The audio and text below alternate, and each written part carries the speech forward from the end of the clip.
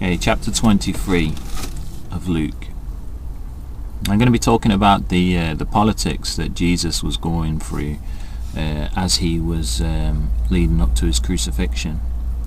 And actually I'm just going to go a little bit into 22, starting at verse 66. The elders of the people and the chief priests and the scribes came together and led him into their council, saying, Art thou the Christ? Tell us.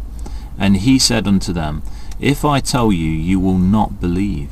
See, Jesus already knew that they were just going to not believe, so what's the point in even speaking to them? And in fact, there's a prophecy that says that the lamb, the sacrificial lamb, Jesus Christ, who shed his blood for the sins of the whole world, for those that believe in that sacrifice and profess him as Lord, that he would hold his peace as though a lamb to the slaughter.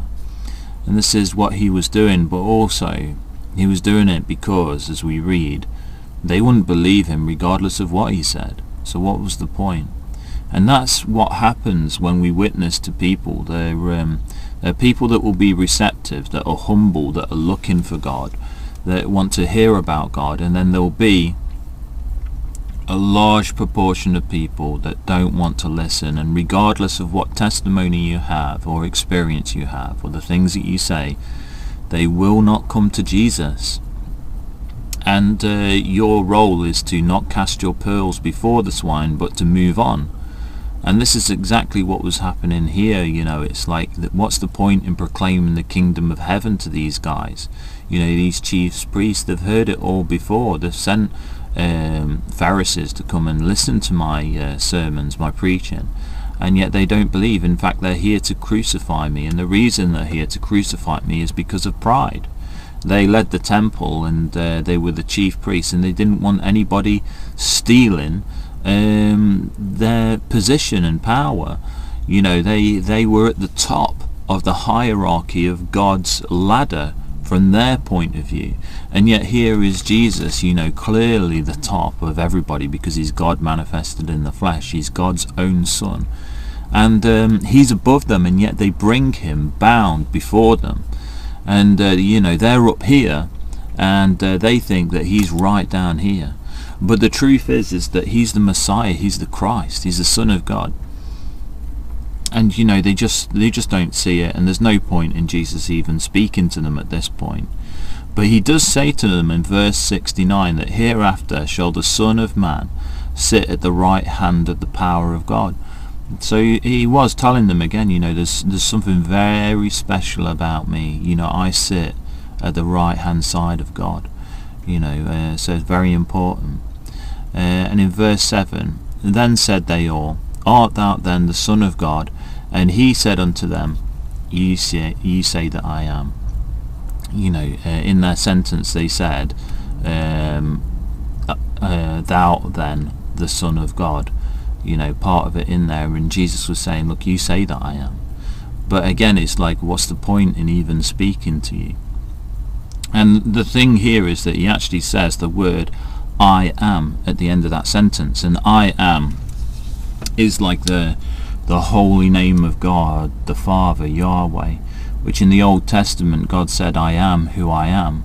And here Jesus is saying, you say that I am. So like, you say that I am God, I am who I am. And wow, that really annoyed them. So they said, what need we any further witnesses? For we ourselves have heard of his own mouth. They consider him saying blasphemy, because he was saying, I am. He was saying, I am God, in effect. But he was doing it in a rhetorical way. But, still, that was good enough evidence for them. So, they need to get rid of him. They need to kill him. So what they did was, in verse 23, is they led him unto Pilate, and they began to accuse him, saying, We found this fellow perverting the nation, and forbidding to give tribute to Caesar, saying that he himself is Christ King. You see, Caesar placed Pilate as governor of the region of Judea, but inside that region of Judea he also placed a king, which is Herod. Now Herod the Tetrarch was considered to be the king of the Jews, but he was actually placed by the Romans. And Herod, when you look at his life, both his son and Herod right at the start of the Bible, that he was immensely evil, and they were very sort of power crazy. It's like anyone who professes to be a king, for example, like in the start of right in the start of Matthew, Herod was so obsessed with this new proposed king of the Jews, Jesus, that he killed a load of children, about 3 years old. He went down and had all the children slaughtered in Bethlehem. That's how insanely crazy this guy was, although this is the father of this particular Herod. So this fake king which was put in by Caesar, if anybody claimed to be king like Jesus, they would be basically committing treason. So the person that placed the King Herod is Caesar, and he was the ruler of the entire sort of Roman Empire. And what the Jews are saying is to Pilate, the governor, the Roman governor in Jerusalem, Caesar, your boss, has placed Herod, this king, to be king of the Jews, and here we've got this other guy, Jesus, who's claiming to be the king of the Jews. What are you going to do about that then? And Pilate asked him, that is Jesus, saying, Art thou the king of the Jews? And he answered him and said, Thou sayest it, because he said in that sentence, Thou the king of the Jews. So again, rhetorical questions. It's like there's no point. This has just got to be done now. Let's get on with it. I'm here to give my life as a sacrifice to the whole world for those that believe. So it's got to go through. There's no point in me talking to you. Let's just kind of get on with it. And in verse 8, when Herod saw Jesus, he was exceedingly glad. Oh yeah, what happened was Pilate sent him off to Herod, because Herod was the Tetrarch, the kind of false king put in place, and he wanted to see how that king Herod would deal with the situation. So he sent Jesus off to Herod. And when Herod saw Jesus, he was exceedingly glad, for he was desirous to see him of a long season, because he had heard many things of him, and he hoped to have seen some miracle done by him. So he wanted Jesus to entertain him. He knew that Jesus could do miracles. He wanted him to play the magician for him. That's what he wanted. Then he questioned with him in many words, but he answering him nothing. Jesus being the lamb to the slaughter, just silent, just waiting for it to all happen. He knows what's going to happen, and just humbling himself before the rulers of this area. And in verse 10, and the chief priests and the scribes stood and vehemently accused him. So the chief priests were just like laying into him because they hated him. This is the Son of God. This is how much the leaders of the Jewish people loved God. They didn't love God because Jesus is God. So they were just really laying into him. And in verse 11, Herod with his men of war set him at naught, and mocked him, and arrayed him in a gorgeous robe, and sent him again to Pilate. Now that must have really annoyed the Jews, and at this point it's horrible, because the Jewish leaders, they know the prophecies that God will set a king before them, and here Herod, who is the king of the Jews supposedly, is clothing Jesus as a king in a gorgeous robe. The irony is unbelievable. And he sends him back to Pilate, the governor, dressed as a king. It's just like unbelievable. And in verse 12, and the same day Pilate and Herod were made friends together, for before they were at enmity between themselves. So Pilate and Herod were basically mocking the Jews, which are connected to God in some way, the Jewish leaders, and they're mocking Jesus, the Son of God. They're mocking God, and that brings them together.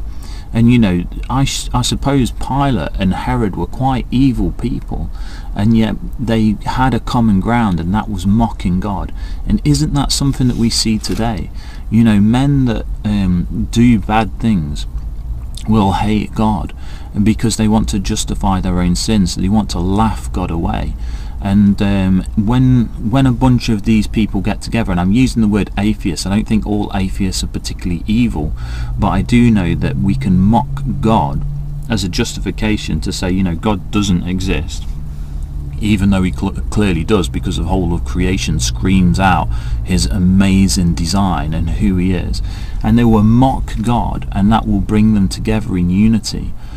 So evil people can end up finding unity through hating and despising God. Now, I know the time's going on, but I'm going to carry on because there's so much to say here, which is quite interesting. And Pilate says that in verse 15, "There's nothing worthy of death is done unto him. I will therefore chastise him and release him. For of necessity he must release one unto them at the feast." And I've talked about this before. He could release a prisoner, and the option was Barabbas or Jesus. So he was saying to the crowd, look, I can't find anything wrong with him. I'm just going to chastise him, and then I'm going to just release him. And they cried out all at once, saying, "Away with this man, away with Jesus, this innocent guy who's been probably battered about quite a bit right now, and release unto us Barabbas." They wanted to choose sin over righteousness, as people do today. And in 21 they cried, saying, "Crucify him, crucify him, kill God, kill God." We don't want to hear about God, we don't want nothing to do with God, just get rid of him.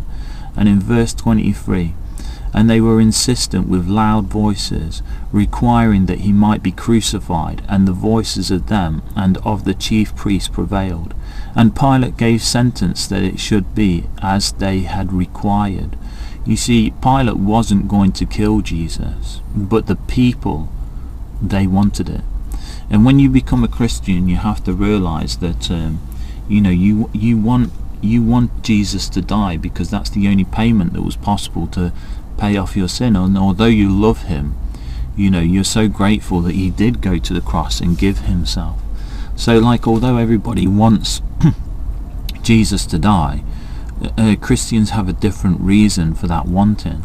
We want him because we know that that's the only way for us, whereas other people will want him to die because they hate him and don't want anything to do with him, don't want him part of their lives.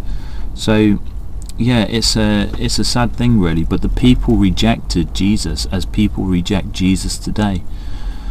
And then verse 38 is so powerful again. When Jesus was up on that cross, there was a superscription written over him in the letters of Greek and Latin and Hebrew, saying, "This is the King of the Jews." And by this time, now the religious leaders must have been so annoyed about that. They looked up at this guy that was previously seen as the king. He was found innocent of committing treason. He wasn't found. That wasn't his sentence. There was no sentence for Jesus. Just the people riled up the crowd and said, we don't want this guy. Just kill him.